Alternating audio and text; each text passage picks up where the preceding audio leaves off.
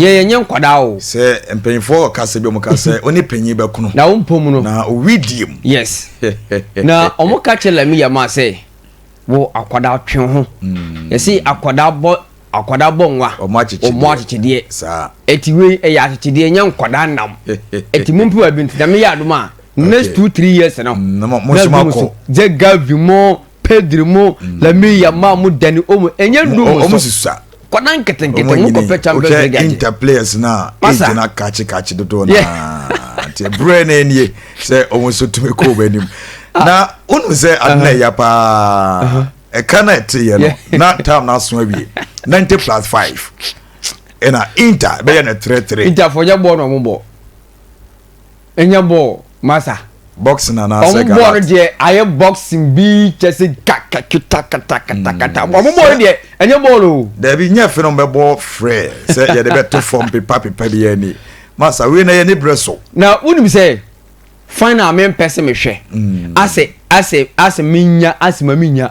inter against aye PSG one here bi metima wo park ebe ye din pa ebe ye din ebe ye din pa Trotsky semo ho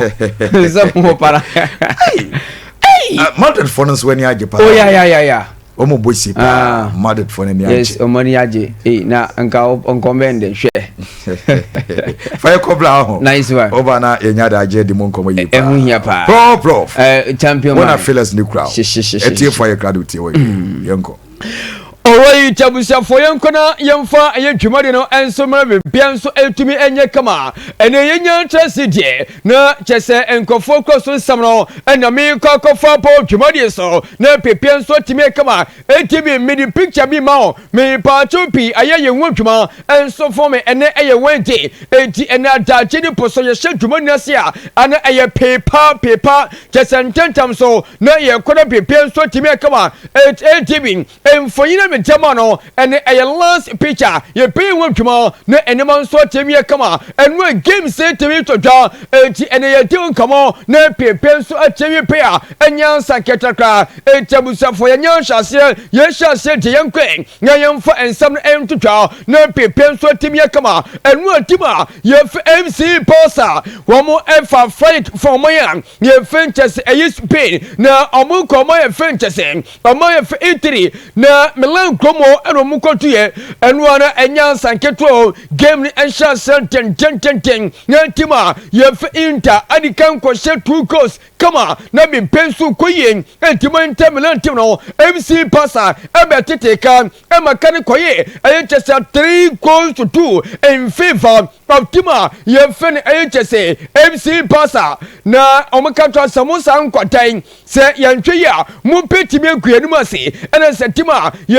inter ebete karo etabuko extra time na nka wase potu na miss compose so a enka interfuen enka mumpe etenu ananya saketwa wo montwe pasa fon kota no ewa bosi ye papa wotem say yes anu tie papa yo chese meti wan samen so tema e tumani game ni kona wie na tema Inter Milan en so timiam poko mo tiketa nyami ya tema wamun so e ko chese e Alliance Arena net se game no e final game en so timiam to down and Inter a qualify yo chese wamun ko final 2024 e 2025 UEFA Champions League no e enema so petime koye en so tema ho e TPN chase na foto to so na yentin kamaka na pepe so timia kama we aya kwadan ye fem pedri na enen so ko pasa timna akwadai bo enya sanketwa se wo jam fifra wotimi so pass ball na otebi ko right na otebi ko left na otebi ko che na obi ko chanimo a wotimi sa kwadan nesta pa akwadan boje akwadan eni ball boye pa na enwa after game na even during the game na just compare more and to na just pass a front just and say referee jump 50 and try them am die game no so temi to channel as referee aye bias kakra we say 50-50 popia na omonche tema ye Frances Inter Milan na enu and page say yam fan to just and it's a player I will say UEFA and fair final na omo question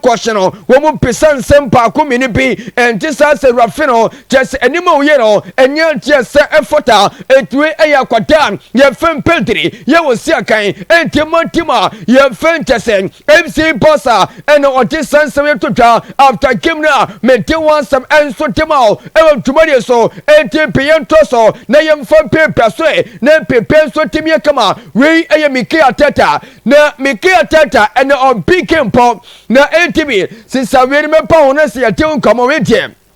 we te won sem so trapa ete me penso timie kama we so se sarmami na yenti komo enche we muso danso petpapa yenti kemu nkomo nsa na enu ankemi totwa ewo chese omanya ye feni ayi chese ite no na we aya pantia ye fe lami yama na manku turam ene fo kwadansa kwatabra na akwata hoye ena akwata na ye fe lami yama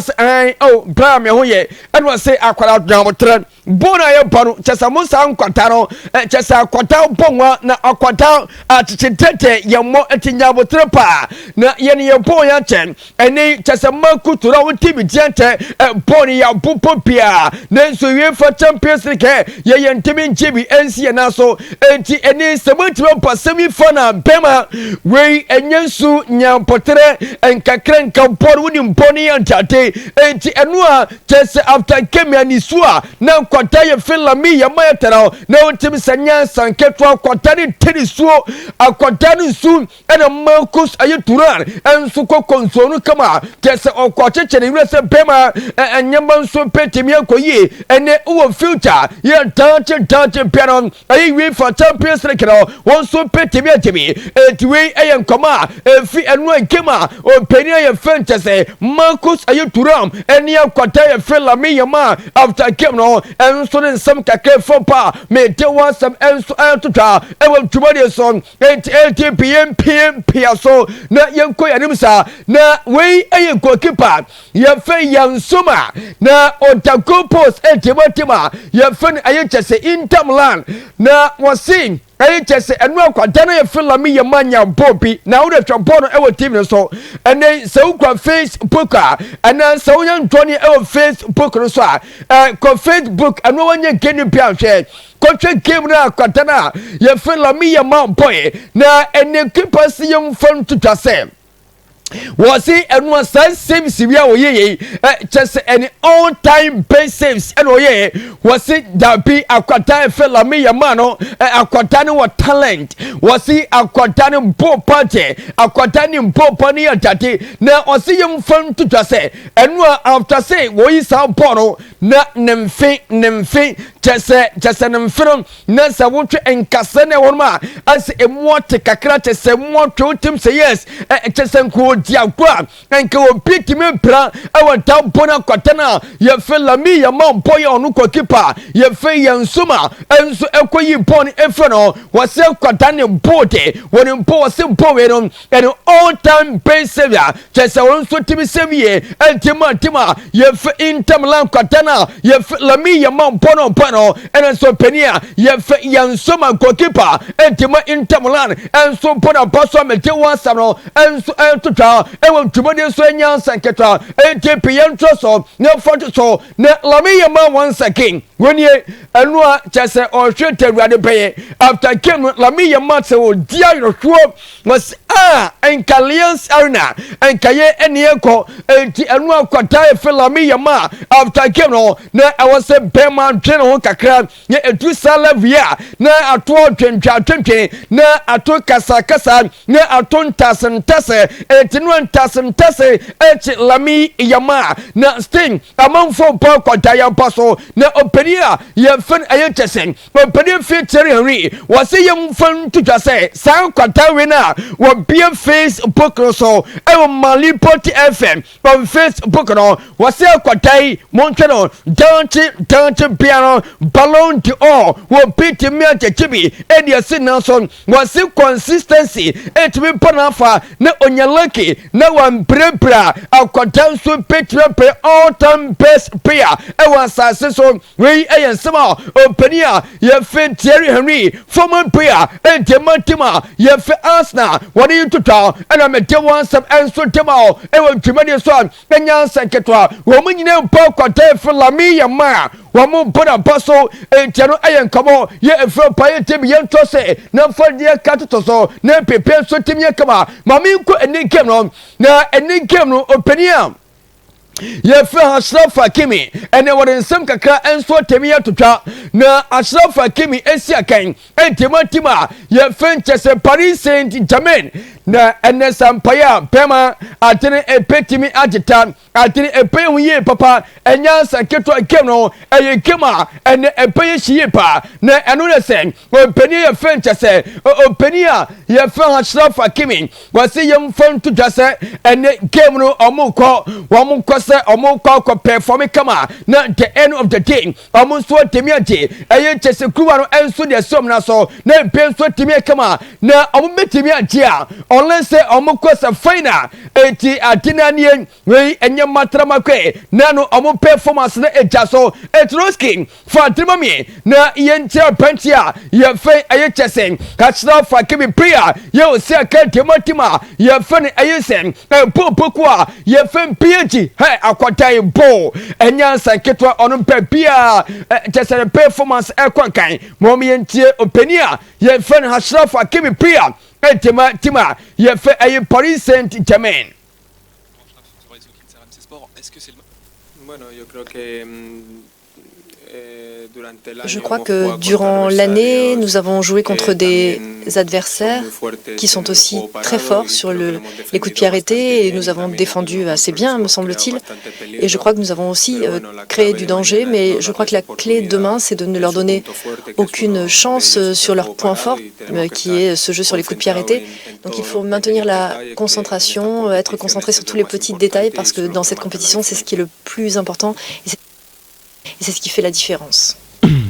Eti wei eya bantia yefen Ashraf Hakimi of Morocco wano osia kan tematima yefen PH Paris Saint-Germain and wani to dasa wasi watu sai kemetin say eya magical night tematima yefen eya PH wasi ene ewaso mutimi ye magic ewaso omutimi chasa omutimi komiye papa omutimi toto nyema yi chese omunja stone pa kokra ewo fomo so petimi atrai na the end of the day ayetima ye fer aye PG and so timi qualify alco final na pepe so timi kama etiwe aya pantia ye fer Ashraf Hakimi ahead of Kemani Imposo against Arsenal and what is we el total ya metewa some and so timao e won tumadi so anya sanketa eti mumwami eti opere MP ma nemfo penia ye fer aye coachia ye fer Luis Enrique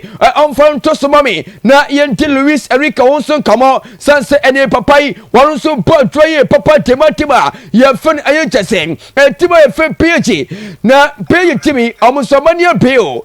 coach na kasaka eti yenti coach ya ye fen aye Luis Enrique na yenti semon no ene to jaharo kema ene post against Arsenal eti mami Luis Enrique we Luis Enrique wonyemi no ya baako we ay supporter setting nice one dent yanko na yanko te Luis Enrique deja de ser semifinales de Champions, un partido igual que los demás, va a haber dos porterías, dos rivales con muchísimas ganas de hacerlo bien y de superarse uno al otro. Yo creo que va a ser clave y para nosotros es muy importante en este primer partido gestionar los diferentes momentos que va a haber durante el mismo. No voy aquí a hablar en ningún caso ni bien ni mal del rival, bueno, sí, hablaré bien. Arsenal es uno de los mejores equipos de Europa, con un entrenador que lleva, creo, 6 temporadas haciendo un trabajo muy destacable, y a partir de aquí, no sé si somos los 4 mejores equipos de Europa los que estamos en las semifinales, pero seguro que los 4 hemos merecido estar donde estamos, y a partir de aquí hay gustos. A mí mi equipo es el que más me gusta, evidentemente, Por eso estoy aquí sentado y a partir de aquí será difícil. Ya sabemos lo que es jugar en este estadio, con este ambiente, con este equipo y con esa intensidad física que tiene, pero bueno, aceptamos que pueda gustar más a algunos el Arsenal y a otros más el Paris Saint-Germain. Forma parte de la vida.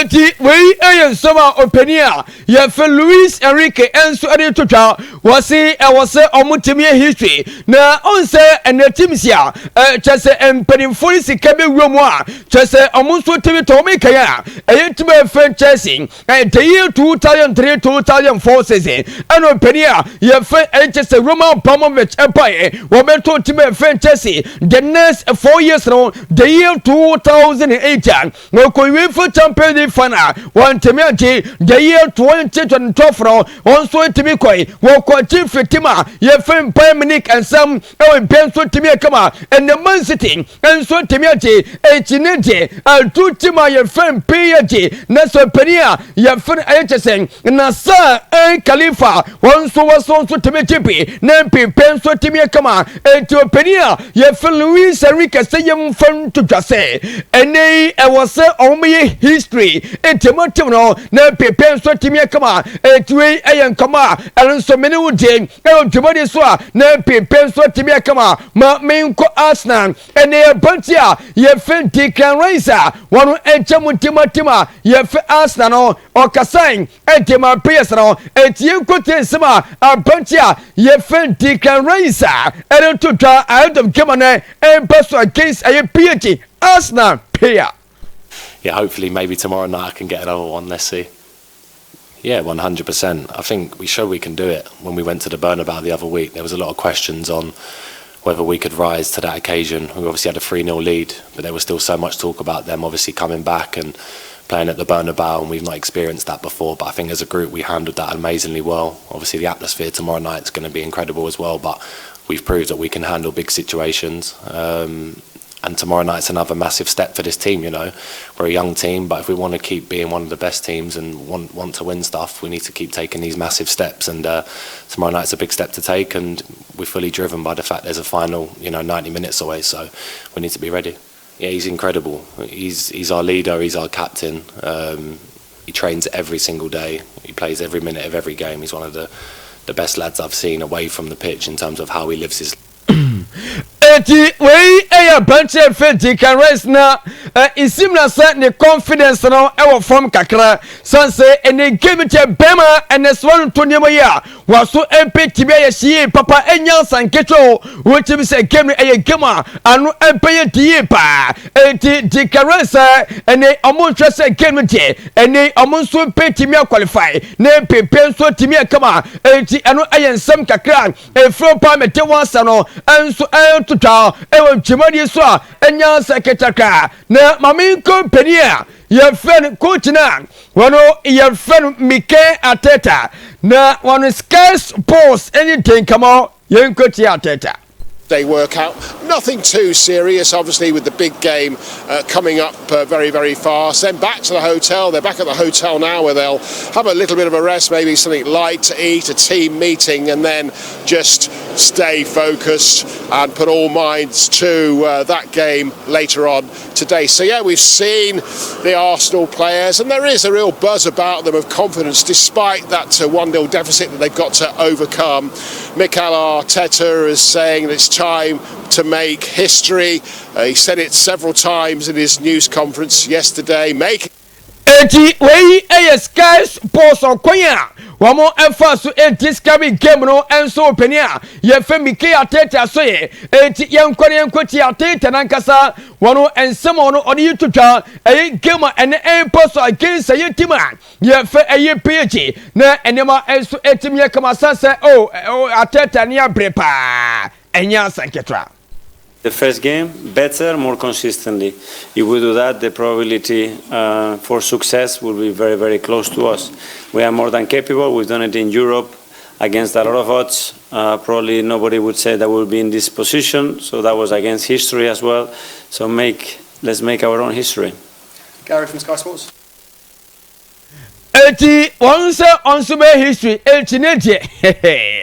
Attention say obesi wo history tima tima ye fen Arsenal and openi fe Luis Enrique say onso person oye history tima tim na ye fen PAG enti ene ye hwe when the betiment is apokwa sam no enso tema ne tim no etwi enso ye nsem kakra ene put from pa ye me tema e wotwemade so UEFA Champions League night and empire epetwa enti eno ye kama e fro pa me tema sam no enso tema ma memfa story pa komi ni ntweme na memfa sin na openia ye fe obi Robert Loskin enso entoso et edibi fa aye jomukra aye fragre to so mami na ye ntin kamo kakra emfanfa ho na wenu aye chesetima ye fe page Loskin and page team no ultras no and almost so mun ja kra omo be ye yes on be ye papa omo die yes omo je ne de omo fe ni agro kra etu omo nie omo fa de na omo sisa omo big came okay na omo ko sa building we a de be ye bia dan na esi wo no oh okay se omo ko twa ho konka na omo twa ho hia na omo de osebo mumume hey yes and ebeyile pa wow eti edani ni na ultras no supporters no omo twaja no edani no hia sa enwura na afusu na enye nwura design na yes but so pan de enwura se top so American so na oka no yes enwura na ya no enwura enu ya abrofun ye ye die ne bia enye champon we abrofura okay we abrofura nti enya sanketwa kra na France be ye France be papa say Arsenal betimi akọ ana say PSG yes ano be yedin enti for ba kontos from Arsenal na me wie Arsenal supporters so mukura eye frag no fantos mame na Arsenal fon so ye de ba bi we no omori eye 2000 supporters ene koye okay ena Arsenal team no eche flag on we no omde gu ekom no more frag no ye more frag no yeah o match dem obia to me him yes o me him okay o me him enti ba ko so final ka hona ye fancy enti the moment mo power no watch chairman we di amen pa o do share white yeah na fu no otumi say niema wo mu niema oh yeah o mu twitwa bi pa atwe niema gu ne mu pa enya se ke 20 ta one watch you no anti more fra no yes ene guo mu ko no anti mo hwe they can say players no be deliver their ma wo supporters no mo dia wi yes o ma travel all the way from England ekwan wa pa anti mo hwe players nanim say players ye shable nyina shamunsa because ekwajigu sana wo sa akobaka ekwan ye tintima pa ye hwe nim say yes ye hwe say e ma be koye dem ma England ma friends nti bibia be fine okay Arsenal for ni abre papa mo se kwanya PG for be fa show mo almost resro yeah but one hwe ya be du be na chese esuni mu na ne wom board ye masa de wom na no de pa yeah board de wom e masa yan chance almost re yeah omanim nyina ya sere nko ba ebedu ba bi no na mu na ba ebedu ba bi na ayetwo oh yeah ebedu ba bi na yesu yeah we say no be difficult but one go there shedan ye hu beble sa PG team no one go shedan ye hu biasa ti ya boafo no fro na yeah nice me na be jafo no transfer eti no Arsenal for could do o mo hwe se ene ma so betima kokama eti eno enso ene de chentino ene yenyina ene mo cast tese obia enko eye son base enterprise na okwa papers ne biato na ene mo nso atimi ayekama eti kano all types bia se ene ukwa niza Honda for bensa se ukwa Toyota se ukwa Kia mesika soto ayeka type of beer uko ayeso base enterprise na wakwa kope ayes papers papa enso temiato na enema nso atimi kama ayema okano enso ntimi nchina brani na pepe enso family pay enfoma until kan the moment ya start aye kotwe na uko so ne peso na omo be pinso atimi na shame na okano nso atimi eche kama o empomam serious so ya chese kan royal filling station on wanu ene ben yem feso ne besa e was 0593 642761 0593 2642761 na yenu so the best enti kamo me batupi and yina ye ko hospital ye for power specialist helper hospital na omude womunyati ade na ye fe hepatitis B C and A na omodwa na sayale nso ti eye power specialist na onso ko pai na o pe ba bi adwirafa sase omienu tese omani hia kra sense ene powerful womuji awards e wo kwon am for so pom yale a ye fe hepatitis C B and A and to say ene so person immune system no also fight for kidney problem pia ye awards ron eye power eye special power hospital and I make come for enso demo ene omuji adro bia ye fe diri kadiri wow adroni bob duma se konkomani ajan enya sanketwa etine sauti kamo ena wo kwankran se wo kodun kran wo so ko aye kwapanya ACP road omu boto omu boto ye papa ene se wo kumase ya enso fe yese lake bosom twekwan so a omu ene tatwari foi mo ye nyina ye se ye wa ha ye wa joye tatwari for monko anaji estate also omu boto omu boto ye papa womu ni ahantama rural bank no enso de pay womu ye nja matofe na ye mfren 0244 544422 0244 544422 na uni power aye specialist power hospital enti kama me patupi ene sawo yare a na unko power sikasam omunyi sika kese de na ukwa obefoka ukwa betwa nema keto bi enti ene sawo kwa e wosu nyi sika ene ku potom ene business sam etisen ene usika sam etisen ene ulai be water be ene sawo dan kano ene ekoye entema eno ena base my ko kan say womu ba betwa ye base nyina enso jamai enti dawia ene Ghana card ukwa Ghana card ya ukwa chebosia na wuso watima kwa tretre uduma no na pepe so timi akama momien from base ewo number iso aye 0596 920833 0596 920833 and 0302 200390 na one base micro credit and pay for and take common pon come na pepe so timya kama and Yaxin help center womni endrom pa ko mako enai and pa adwama so Yaxin misha Yaxin natural capsules Yaxin phyto capsules and Yaxin ko capsules the moment unya beti ko pe na eye koko etanse waist pain and na constipation bema we multi massa kope Yaxin ko capsules bi na bopo na pepe so timia kama Yaxin phyto capsules no se gonorrhea kan intense syphilis no to se demal Yaxin natural capsules on sexual weakness and waist pain and a lowly beto nina to se demal me patopi ye ko pharmacy and over the counter ye ko drugstore ye ko pebiaton 0244 723541 0244 723541 now ne Yaxin pay for and think come on active point dental clinic say the moment when you be dental na eyesien wadwuma enomo ye wo mo de esien problem bia wo mo na solve enso tamao na pepe enso timi akaba etien ko active point dental clinic na esien problem bia and esien yenti why say we vegetarian penam and I meant I and I have bank kwa or many have buy about boa just one